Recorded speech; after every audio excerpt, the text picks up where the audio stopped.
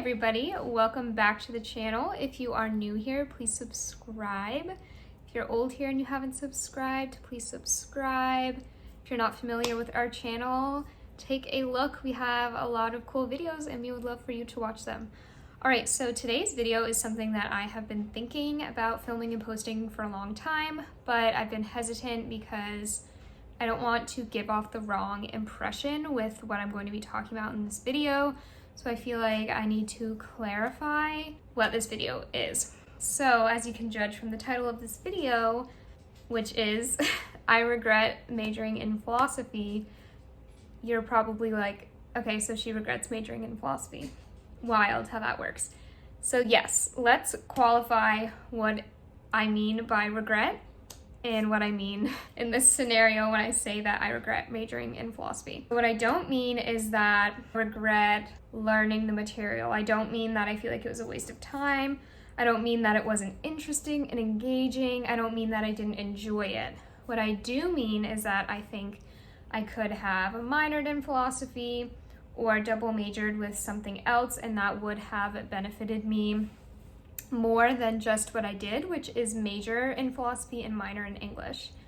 So once again, to summarize, I don't regret learning the material. I don't think that it was uninteresting. I didn't not have a good time majoring in philosophy. I just think that hindsight is 20/20, and if I were to redo that part of my life again, I would have played my cards differently.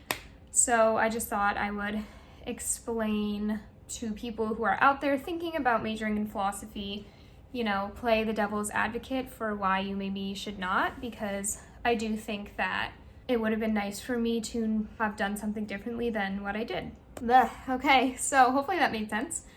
Please take everything that I say with a giant grain of salt, like a bag of salt perhaps, because what I'm going to be talking about is specific to my scenario and it's very, very tailored to my situation. So it is not like a blanket thing that is applicable to everybody because people are different and unique, and this is definitely not going to exactly align with you in your life. All right, so I feel like I have done a lot of disclaimers and I can just get into things now about why I regret majoring in philosophy.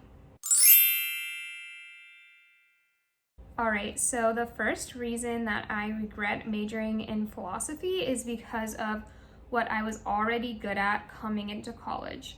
So in high school and basically my whole academic career before I went to college, I was a very, very strong reader and writer. I was really good at reading dense texts, condensing it down to the main ideas. I was pretty good at communicating using words. It sounds so funny. I'm really good at communicating using words.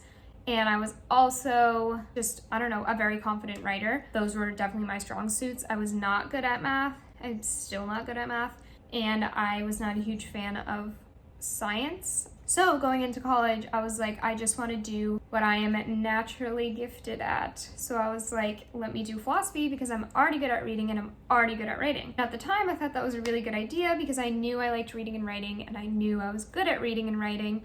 And what is philosophy? Reading and writing. So I was like, I'm a genius. You know that TikTok sound? I'm a genius. I was like, I'm a genius.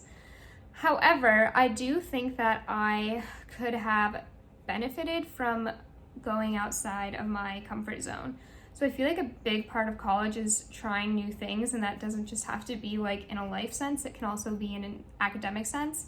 And I wish that I had pushed myself to try things that I didn't really like a science, like math, I don't know, just any of that. I feel like I could have gone outside my comfort zone. I also really like history. I could totally have seen myself being a history major, but I didn't pursue that because I was just like either English or philosophy, and then I ended up majoring in philosophy, minoring in English. I really wish that I had pushed myself to do something I wasn't comfortable with and maybe something that I wasn't already good at.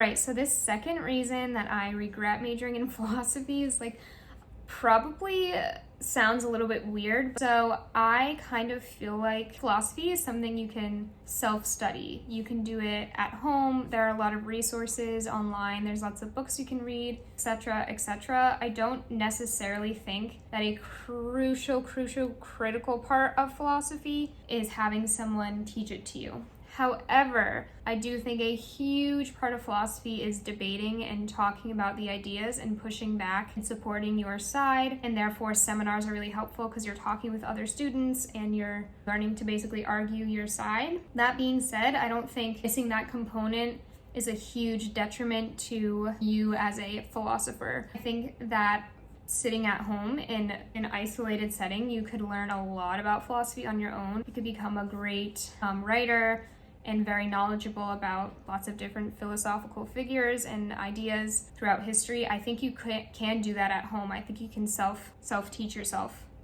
Self-teach yourself? That's kind of repetitive.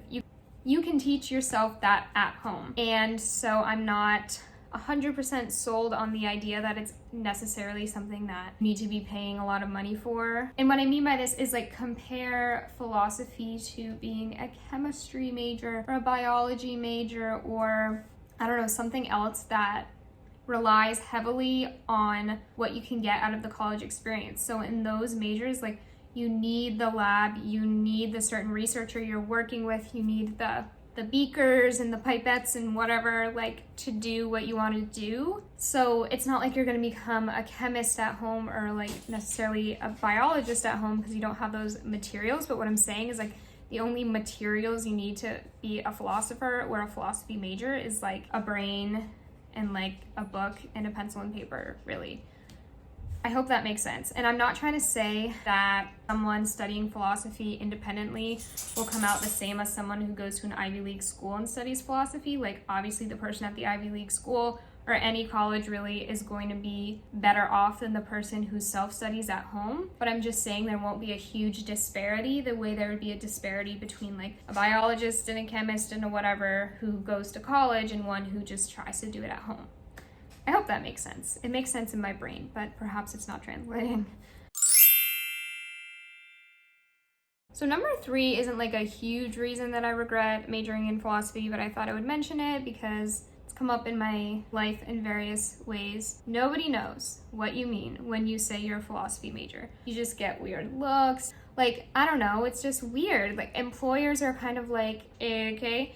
It's kind of the same way that like if you tell an employer like I studied math, they like know exactly what that means. They don't necessarily know what you mean when you say you study philosophy. And it's not a huge deal because you can easily explain it to whoever's asking, but it is definitely just annoying to have to do.